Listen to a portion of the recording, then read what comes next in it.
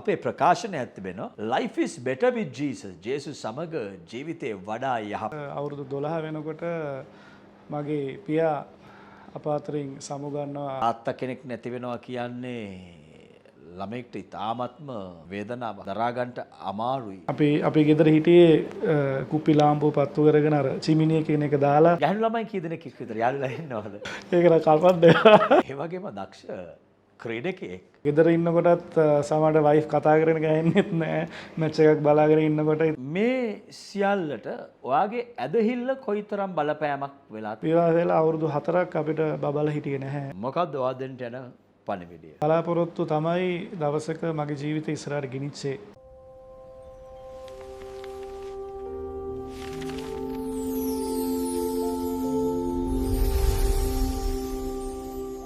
ආශිර්වාදවත් දවසක් live stories සමග නැවත වාරයක් අපිත් එක්ක එක්කව වෙලා ඉන්න ඔබ හැම කෙනෙක්ම ආදරයෙන් අපි පිළිගන්නවා. ජීවිතය කියන්නේ කතන්දර බොහෝමයක්. මේ කතන්දර බොහොමය තුළ සතුටු ඒවා, දුක්බර දේවල්, ලාභ, අලාභ, ජයග්‍රහණයන්, පරාජයන් මේ සියල්ලක්ම ලයිව් ස්ටෝරි කියන එක තුළ තිබෙනවා. නමුත් අපේ ප්‍රකාශනයක් තිබෙනවා life is better with Jesus. ජේසුස් සමග ජීවිතේ වඩා යහපත්. නිසා අද දවසේ ඔහුගේ ජීවිත කතාව ඔබත් මාත් එක්ක බෙදා ගන්නට ඇවිල්ලා සිටිනවා. ඊ타ත්ම සුන්දර තරුණයෙක්. එනිසා අපි ඔහු ආදරයෙන් පිළිගන්නවා. ඔයාගේ සම්පූර්ණ නම කියන්නකෝ. මගේ සම්පූර්ණ නම අසංක ප්‍රසාද් සිල්වා.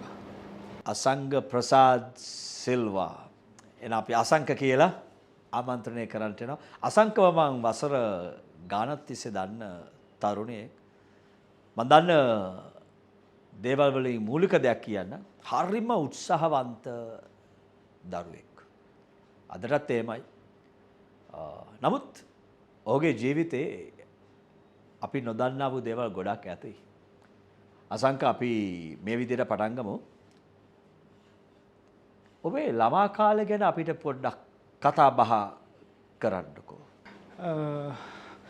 ඇතරම ළමා කාලේ හරි සුන්දර කාලයක් අපි හැමෝටම තියෙනා වගේ සුන්දර කාලයක්. ඉතින් මම හිතන්නේ මගේ ළමා කාලය තුල සුන්දරත්වය මං වින්දා. හැබැයි එක්තරා ස්ථානයකට එනකොට මේ මගේ වයස අවුරුදු 12 වෙනකොට මගේ පියා අප අතරින් සමුගන්නවා. ඔහුට රෝගයක් ඇති වෙලා. ඉතින් ඒ නිසා මම හිතනවා ඒ කාලෙදී අපි දැක්ක සුන්දරම දේ තමයි තාත්තා කියන එක.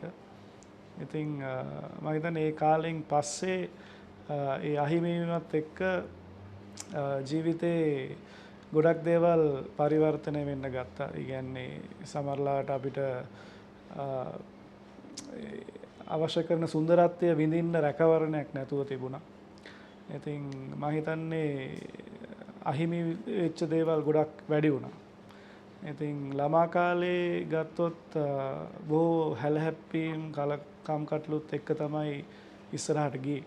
ඉතින් මට මතකයි අපි මගේ සහෝදරයත් එක්ක මම පාසල් යනවා. අපිට ලොකු දේවල් නැහැ. ඉතින් ඒ දවස්වල සමහරට සෙරප්පු දෙකක් දාගෙන යනවා. කලාතුරකින් සපත් දෙකක් දාගෙන යනවා. කලාතුරකින් අලුත් බෑග් එකක් අරන් යනවා. ඉතින් එකම යුනිෆෝම් එක සමහරට මාරු කර කර අඳිනවා. ඉතින් සුන්දර කාලයක් ගත කරත් අර අහිමි වීමත් එක්ක ඒ තිබුණා වූ වෙනස් වීම ගොඩකට ලයිෆ් එකේ ඇතුල් වෙන්න උනා.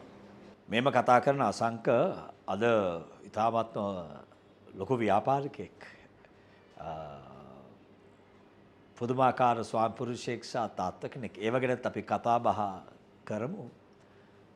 අසංක තාත්තා කෙනෙක් නැති වෙනවා කියන්නේ ළමෙක්ට ඉතාමත්ම වේදනාවක් දරා ගන්නට අමාරුයි. මේ හේතුව නිසා ප්‍රතික්ෂේප වීම ගොඩක් වෙනවා විතරක් ඔයාට විතරක් නෙවෙයි. ඔයාගේ අම්මට කොච්චර ප්‍රෙෂර් එකක්. මොකද මේ වගේ වැඩසටහන් බලන කට්ටිය ඔයා ගිය දේවල් තුලින් යනවා ඇති.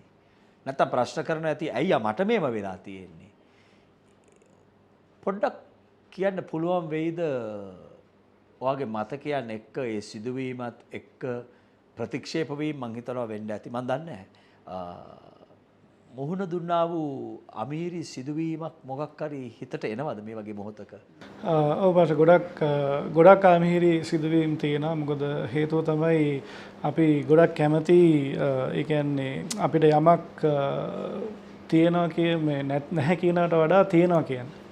ඉතින් ඒ අවස්ථාවේදී අපිට යමක් නැති කියන එක තමයි ගොඩක් වෙලාවට අපිට කියන්න අවස්ථාව ලැබුණේ. හේතුව තමයි ඉතින් අපි කැමති හොඳ රඳින්න, හොඳ තැනකින් කන්න, හොඳ වාහනයක එහෙම යන්න. ඉතින් සමහරලාට අන්න ඒ තැන්වලදී තමයි අපිට ගොඩක් අපි අපහසුතාවයට පත් වුණේ. මට මතකයි අපේ ළඟම ඥාතීන් අපිට ඒ දවස්වල ලයිට් නැහැ. ඒ කියන්නේ අපි ගෙදර හිටියේ කුප්පි ලාම්පුව පත්තු කරගෙන අර චිමිනිය කියන එක දාලා සමහර පෙට්‍රල් මැෂ් එකක් පත්තු කරගන්න. ඒ වගේ ඉතින් අර ඒගොල්ලෝ ගෙදරින් ලයිට් වයර් එකක් ඇදලා අපිට බල්බ් එකක් දාගන්න chance එකක් දුන්නේ නැහැ. අපේ ළඟම ඥාතින් සමහරලාට අපි ඒගොල්ලෝ ගෙදර ටීවී එහෙම තියෙනවා ඉස්සර. අපි ඒක බලන්න යනකොට පිටිපස්සෙන් දොර වහලා තියෙනවා. ඉතින් ඒ වගේ ප්‍රතික්ෂේප වීම අපි කුඩා කාලේ අපි ආසේවටනේ එළිය ටිකක් තියනකට කැමති, රූපවාහිනිය නරඹන්න කැමති. අර ලොකු ප්‍රශ්න අපිට තේරෙන්නේ නැහැ. හැබැයි ඒ කාලේ තියෙන සුන්දරත්වය විඳින තමයි කැමති. ඉතින් ඒකයි පාෂ අම්මා ගැන කිව්ව නිසා මම ඇය ගැනත් කියන්න ඕනේ. ඉතින් ඒ තාත්තගේ අහිමිවීමත් එක්ක ඇයට සිද්ධ වුණා අපි තුන්දෙනා බලාගෙන ඉස්සරහට යන්න. ඉතින් ඒක තුළ එයා ගොඩක් දේවල් කරා. ගාමන්ස් වල ගිහිල්ලා වැඩ කරා. ඊට අමතරව ගෙදර ඉන්දියාපත අම්බල විකුණන්න ගත්තා. ඉතින් මම ගොඩක් දුරට කරේ එයා හදලා දෙන ඉන්දියාපත ටික ගිහිල්ලා කඩේට විකුණලා උදේ පාන්දර ගිහිල්ලා දාලා ආයේ හවස සල්ලි අරගෙන ගෙදරට මොනාරි බඩු ඕන නම් ඒ ටිකත් අරගෙන ආපහු නිවසට එන එක. ඉතින් ඕක මම පාසල් ගිහිල්ලා අවසන් වෙන තුරුම අම්මට ඒක කරන්න වුණා. මොකද එයාගේ කැපවීම තිබ්බේ අපි කොහොම හරි ඉස්සරහට ගෙනියන්න. අසංක දක්ෂ ගායකයෙක්, වාදකයෙක්, ව්‍යාපාරිකයෙක්, ඒ වගේම දක්ෂ ක්‍රීඩකයෙක්. අසංකෙක් අපි තව ගොඩක් දේවල් කතා කරන්න තිබෙනවා. නමුත් මේ පුංචි විරාමයක් අරගෙන අපි නැවත වාරයක් අසංක එක්ක ලයිව් ස්ටෝරි එක තුලින් ඔහුගේ ජීවිතේ කතාව අපේ ජීවිතවලට ආලෝකයක් බලපෑමක් කරන්නට අපි එන්නට යනවා. අපිත් එක්ක රැඳී සිටින්න. ඔබට ඕන නම් ඔබේ ජීවිත කතාව මෙතනට ඇවිල්ලා බෙදා ගන්නට මේ ස්ක්‍රීන් එකේ දැක්වෙන නම්බරයට කෝල් කරලා කියන්න මටත් පුළුවන්ද මගේ ලයිව් ස්ටෝරි එක ෂෙයා කරන්න. අපි කැමති ඔයාටත් අවස්ථාවක්. We would love to welcome you this week at Bethany CLC Rajagiriya. Come worship with us on Sundays during any of our 4 gatherings, starting with our Tamil service at 6:30 a.m, followed by our Sinhala service at 8:15 a.m, and our English services at 10:30 a.m. and 5:30 p.m. If you are believing for a breakthrough or a touch from God, we also invite you to join us for our powerful healing and miracle service every Friday evening at 6:30 p.m. There is a place for you here, and we look forward to seeing you.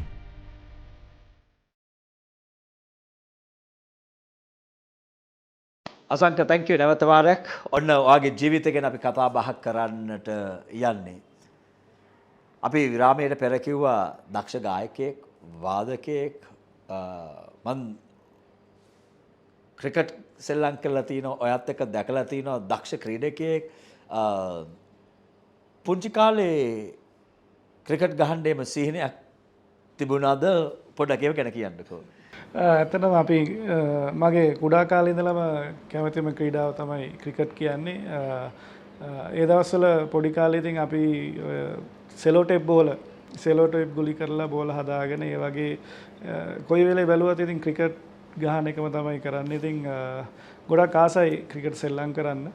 ඉතින් පෞගේ කාලේ නම් අපි club එකකටත් සෙල්ලම් කරලා පාර්ශස්ලත් එක්කත් cricket ගහලා ඉතින් ඒ cricket කියන එක දැන් ගෙදර ඉන්නකොටත් සමහරට වයිෆ් කතා කරගෙන ගහන්නෙත් නෑ මැච් එකක් බලාගෙන ඉන්නකොට ඉතින් කවුරු හරි ගෙදරට ආවොත් කියන්නේ මම මැච් එකක් තියෙනවා නම් වටපිටාවේ කිසිම අවධානයක් නැහැ ඒ තරම් ක්‍රිකට් වලට ඉතින් ආසයි. ඇයි මම මේ කතාව කිව්වේ පුංචි කාලේ ආසාවක් තියෙන්න ඇතිනේ ලෙදර් බැට් එකක්, පැඩ්ස් දෙකක්, බූට්ස් දෙකක්, ග්ලව්ස් අරගෙන සෙල්ලම් කරන්න පුංචි කාලේ ඒ සීනේ සැබෑ වුණාද? ඇතරම නෑ පාස්ට මේ මම පළවෙනියටම ක්‍රිකට් වලට ආස වෙනකොටම මම ජාල ප්‍රදේශයේ හිටියේ. එතකොට මට හොඳට බෝල් කරන්න පුළුවන් ඒ කාලේ. එතකොට මම ඒකල මධ්‍ය මහාවිද්‍යාලයේ හිටියේ. ඊට පස්සේ මම හොඳට බෝල් කරන නිසා ක්‍රයිස්කින් කොලෙජ් එකෙන් කතා කරලා තිබ්බා එයාට ඇවිල්ලා බෝල් කරන්න කියලා. එතකොට තමයි අර පැඩ්ස් ටිකත් මම ග්ලව්ස් ටිකත් හරියටම දැක්කේ. ඉතින් ඒ වෙලේ පොඩ්ඩක් දාලා කරලා බලලා ඉතින් ඇත්තට මෙහෙම ගන්න වාතාවරණයක් නැහැ. හැබැයි මේ වෙනකොට මගේ ගෙදර ඕන කරන බඩු ටික තියෙනවා. ඒකත් එක්කම පාස්ට මට ලැබිච්ච අවස්ථාවක් තමයි පහුගිය කාලේ අපි ක්‍රිකට් ගහනකොට මේ මට අවස්ථාවක් හම්බුණා මේ ගාල්ලේ ඉන්ටර්නැෂනල් ස්ටේඩියම් එකේම ප්ලේ කරන්න. ඒක තමයි මගේ ලයිෆ් එකේ ලැබපු ලොකුම ජයග්‍රහණය ක්‍රිකට් පැත්තෙන්. අර අපිට කවදාකවත් ඒ වගේ තැනකට යන්න පුළුවන් වෙයිද කියලා හම්බුන්නේ නැහැ. හැබැයි ඒ ස්ථානෙ ගිහිල්ලා විශේෂ ලකුණු රැස් කරන්නයි 6ව 4ව ගහන්න ඒ අවස්ථාව උපරිමව ලැබුණා. ඉතින් ඒකත් ඉන්දියන් ටීම් එකක් එක තමයි ප්ලේ කරේ. සන්තෝෂයි. ඔන්න අපි අසංක මේ ලස්සන කතාබහ ටිකක් ඉස්සරහට ගෙනියනවා. අසංක ව්‍යාපාරිකයෙක්ද? සාර්ථක ව්‍යාපාරිකයෙක්. මේ සියල්ලට ඔයාගේ ඇදහිල්ල කොයිතරම් බලපෑමක් වෙලා තිබෙනවද? ඇදහිල්ල කියන්නේ පාෂ මම ගොඩක් කුඩා කාලේ ඉඳලම මට තියෙන දෙයක් තමයි මම ගොඩක් බලාපොරොත්තු ඇති කරගන්න කැමති කෙනෙක්. මම හිතනවා මගේ බලාපොරොත්තු තමයි දවසක මගේ ජීවිතය ඉස්සරහට ගෙනිච්චේ. අදටත් ඒක මම විශ්වාස කරනවා. ඉතින් මම හිතන්නේ අපේ බලාපොරොත්තු තමයි අපේ ඇදහිල්ල. ඉතින් ඒ ගමනට යනකොට සමහරලාට ඒකත් එක්ක මම විශ්වාස කරන දෙයක් තමයි අපිට ලැබෙන අත්දැකීම් අපේ ජීවිතේ. ඉතින් අර මම ආවේ ගොඩක් බිම ඉඳලා. මම උඩ තැනක නෙමෙයි හිටියේ. ඉතින් අර එතකොට අපේ ජීවිතයට ගොඩක් අත්දැකීම් අපිට හම්බ වෙනවා. ඉතින් මේ අත්දැකීම් එක්ක වර්තමානයේ කොහොමද කළමනා කරන්නේ කියලා එක ලොකු අවබෝධයක් ඇවිල්ලා තියෙනවා. කොතනින්ද පටන් ගන්න ඕනේ, කොතනින්ද නවත්තන්න ඕනේ.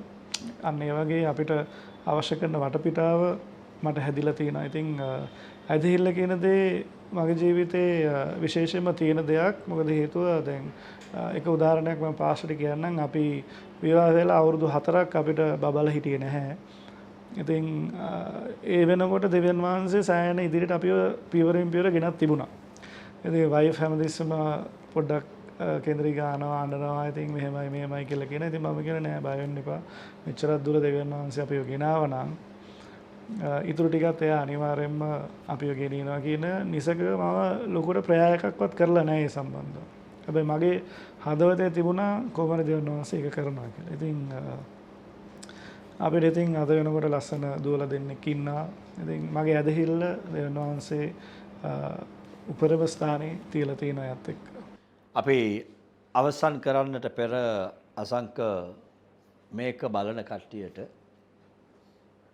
ජීවිතේ අභියෝග තිබෙනවා, පරාජයන් වෙලා තිබෙනවා, සිදුවීම් බොහොමයකට මුහුණ දීලා තිනවා ඔයා. මේක නරඹන කට්ටියට අසංක කියන කෙනා පණිවිඩයක් දෙනවා නම් ජීවිතයේ අනාගතය ගැන මොකක්ද ඔයාදෙන්ට යන පණිවිඩය? ඇත්තටම අපිට මේ පොළොවේ ජීවිතය එකපාරයි අපිට හම්බෙන්නේ. ඉතින් මම හිතනවා අපේ ජීවිතේ උඩ පල්ලෙහා යන අවස්ථාවන් අපිට කවුරු ගාවක් තියෙනවා. කොච්චර මිල මුදල් යාන වාහන තිබුණත් එයාගේ ලයිෆ් එකත් උඩ පල්ලෙහා යන අවස්ථා තියෙනවා. එතකොට මුකුත්ම නැති කට්ටියටත් මේක තියෙනවා. හැබැයි එකම දේ අපි තේරුම් ගන්න අවශ්‍ය මොන දේ වුණත් අපේ ජීවිතය එක තැන නවතිනවට වඩා ඉස්සරහට ගමන් කරන්න ඕනේ. ඉතින් මම දකින්නේ ඒක තමයි. ඒ කියන්නේ සමහරවිට අපිට එන ප්‍රශ්න අපිට එන දේවල් එක්ක සමහරවිට අපි පසුතැවෙන්න පුළුවන්, පස්සට යන්න පුළුවන්. හැබැයි කොතනින් හරි ආපහු ඔයා පටන් අරන් ඉස්සරහට යනවා නම් ඒක තමයි මම හිතන්නේ වැදගත්. දැන් අපි කවදාකවත් එකපාරට ඒ ලයිෆ් එකේ ඉඳලා එකපාරට උඩට ආවේ නැහැ කවදාකවත්. ඉතින් අපිට ගොඩාක් චැලෙන්ජස් ආවා, ගොඩාක් ප්‍රශ්න වලට මුහුණ දෙන්න වුණා. ඉතින් සමහරට මේ යනකොට අපේ ලයිෆ් එක ඉස්සරහට යනකොට හිතා ගන්න බැරි දේවල් එනවා. ඉතින් මම හිතන්නේ මේ හැමදේම අපේ ජීවිතේට චැලෙන්ජ් එකක්, අත්දැකීමක්. ඒ චැලෙන්ජ් එකේ අත්දැකීම තුළ යනකොට ඉස්සරහ ලොකු ප්‍රශ්නයක් ඇති වෙන්නේ නැහැ. ඒ නිසා මම හිතනවා අපේ චැලෙන්ජ් එක තමයි අපේ අත්දැකීම වෙන්න ඕනේ. ඒකත් එක්ක ඉස්සරහට යන්න කියලා තමයි කියන්න තියෙන්නේ. අසංකට උදව් කරපු ජේසුස් වහන්සේ අපටත් උදව් කරයි. Life is better with Jesus තමයි අපි කියන්නේ මේ ලයිෆ් ස්ටෝරිස් එක. එනිසා අපිත් එක්ක සම්බන්ධ වෙලා හිටපු ඔබ හැමෝටම ස්තුති කරන අතරතුරේදී අමතක කරන්න එපා. මේක බලන්න විතරක් නෙවෙයි. මේක ෂෙයා කරන්න. මොකද වෙන කාගේ හරි ජීවිතේට අනිවාර්යයෙන් මේ කතාව විශාල බලපෑමක් කරන්නට යනවා. එහෙනම් අපිත් එක්ක රැඳී සිටි ඔබ හැමෝටම ගොඩක් ස්තුතියි. ඔබ හැමෝටම ජේසු පිහිටයි.